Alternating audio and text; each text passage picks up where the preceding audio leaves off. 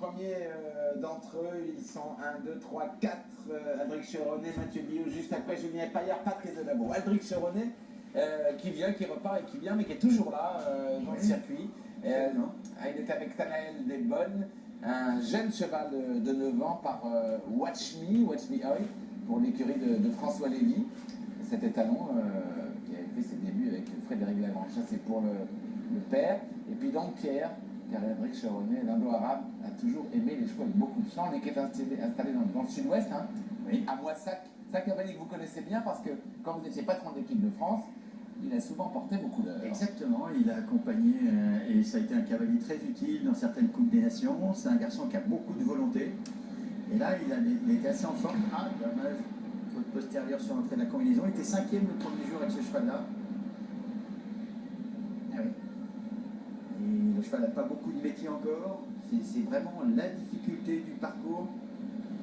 Il faudra encore un petit peu d'expérience pour arriver à résoudre ces problèmes-là. Mais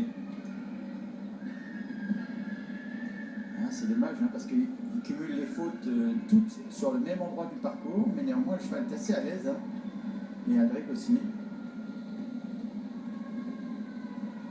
Vous voyez, vraiment cette zone de parcours où il a été en difficulté, et le reste, ça se passait vraiment bien. Dommage. Et 2 fautes quand même. Ouais, 2 fautes, 8 points pour Aldric Cheronnet avec Tanaël Desbonnes. Je ne cherche pas d'excuses à ce cavalier tricolore, mais c'est vrai que peu habitué en continuité à ce niveau, plus avec un cheval de 9 ans. Il a quand même montré quelques bonnes choses, mais bon, il est quand même privé évidemment de barrage avec 2 fautes. Il prend la 4e place du classement provisoire avec l'un des chronomètres les plus rapides de ce début de compétition.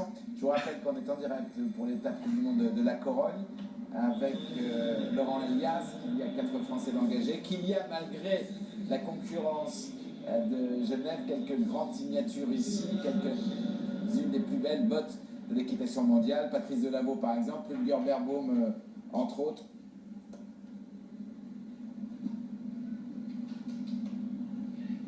Et vous avez raison de le signaler qu'il y a même